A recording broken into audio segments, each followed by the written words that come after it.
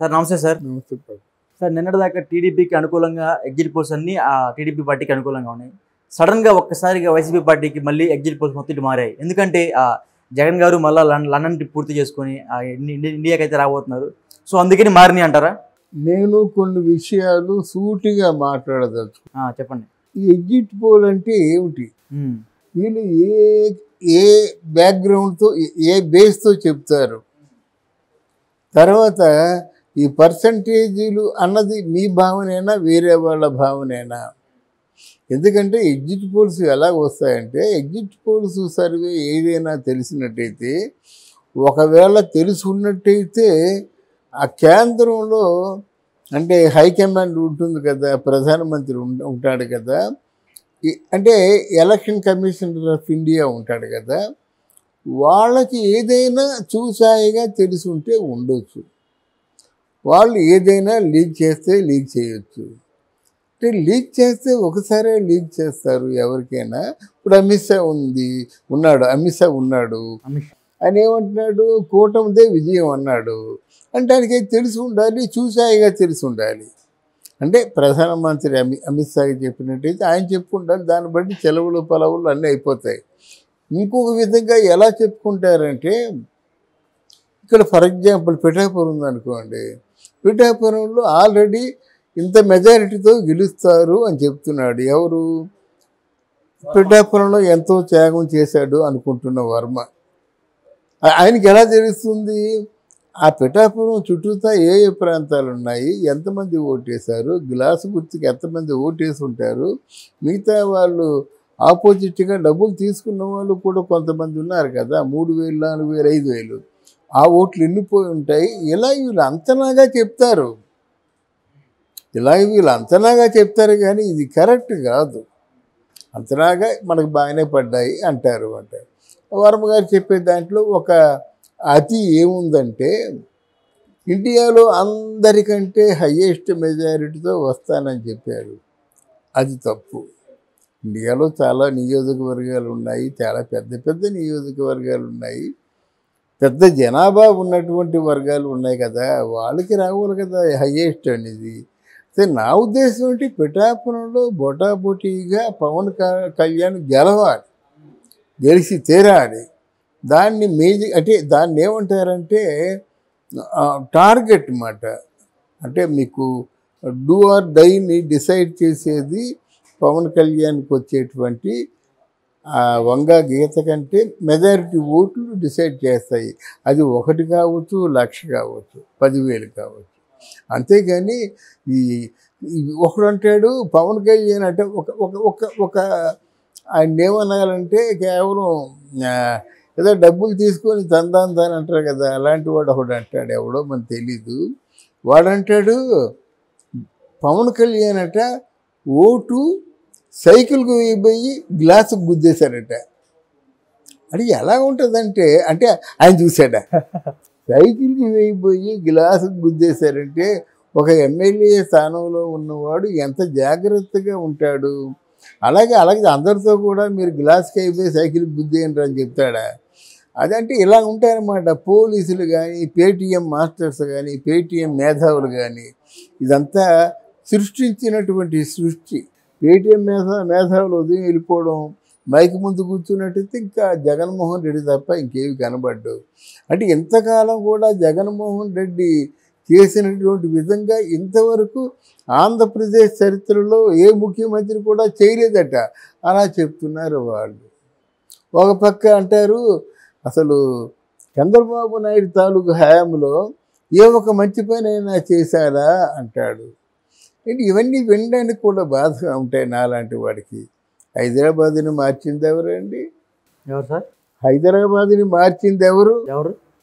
తర్వాత IT field వచ్చిందంటే ఎలా వచ్చింది? ఇన్ని మామూలుగా ఫ్లైఓవర్లు వచ్చాయంటే ఎవరి వల్ల వచ్చాయి చెప్పండి మీరు. అంటే వాళ్ళు తెలుసుకోవాలి. చంద్రబాబు నాయుడు ఏమైనా చేశాడా అంటే ఇవన్నీ ఎవరు చేశారని ప్రశ్నిస్తున్నాను నేను. హైదరాబాద్ని మార్చింది ఎవరు? కేసీఆర్ ఎలా మార్చాడు? ఫ్లైఓవర్లో హైదరాబాద్ వచ్చిన తర్వాత కేసీఆర్ మార్చాడా? కేసీఆర్ కాదు కదండి. 13 ఎన్నో ఫ్లైఓవర్లు తీసుకొచ్చింది చంద్రబాబు నాయుడు కదా. చంద్రబాబు నాయుడు కదా శంషాబాద్కి వెళ్ళేటువంటి పెద్ద లాంగ్ బ్రిడ్జ్ కట్టింది. తర్వాత ఏమో రాజీవ్ గాంధీ ఎయిర్పోర్ట్ ఉంది చూసారా, దాన్ని ముందు డిసైడ్ చేసింది ఎవరు? చంద్రబాబు నాయుడు కదా. ఇక్కడ ఐటీ హబ్ కట్టింది సెంట్రల్ నుంచి వచ్చాయి కదా సార్. ఎవరైతే సంకల్పం ఉండాలి కదా, సెంట్రల్లో ఏదో కావచ్చు, సంకల్పం ఇలా చేద్దామని సంకల్పం ఉండాలి కదా, ఇలా సంపద సృష్టిద్దామని సంకల్పం ఉండాలి కదా. చంద్రబాబు నాయుడు వెళ్ళిపోయేసరికి హైదరాబాదు అంటే మంచి ఫామ్లో ఉంది, ప్రామిసింగ్గా ఉంది, లాభసాటిగా ఉంది. మరి అక్కడ ఏం లేదు కదా ఆంధ్రప్రదేశ్లో.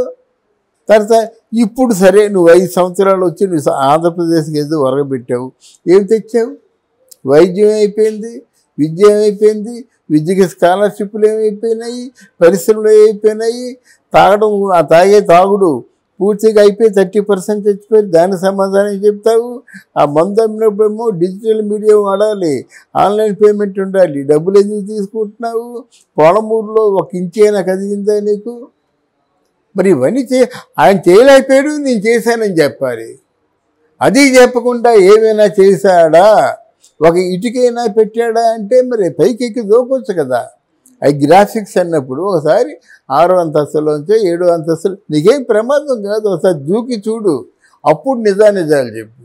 అంతేగాని ఇది ఎలా ఉంటుందంటే పేటీఎం మాస్టర్స్ అందరూ ప్రయోగించినటువంటి ప్రయోగాలు.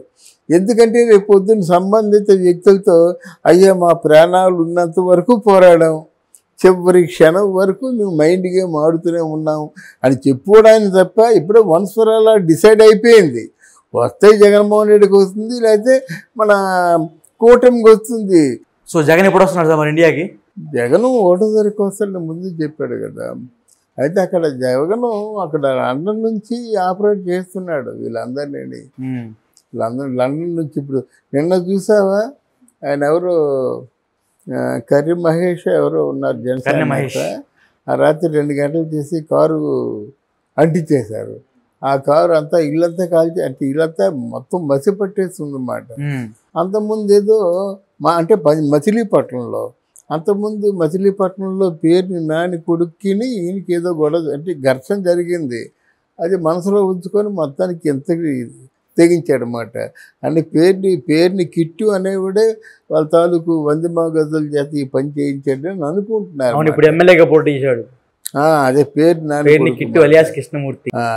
అంటే కనీసం ఆ పేరుని నాని కనీసం మాటలతో వదిలేస్తాడు. ఈయన అలా కాకుండా చేతులతో ఎప్పటి నుంచే హత్యా రాజకీయాల్లో శ్రీకారం చుడుతుందంటే ఆయన కొంచెం పొరపాటున గెలిచినట్టు ఎంతమందిని వాడు చంపేస్తాడో మనకు తెలియదు మాట. ఇలాంటి వాళ్ళు మనం ఖండించారు ఒకటి. రెండవది ఏంటంటే ఈ పేటీఎం బ్యాచే వచ్చేసి జగన్ గెలిచేస్తాడు, జగన్ గెలిస్తే గెలలే, సో వాట్, ఇప్పుడు ఇందులో తప్పే ఉంది.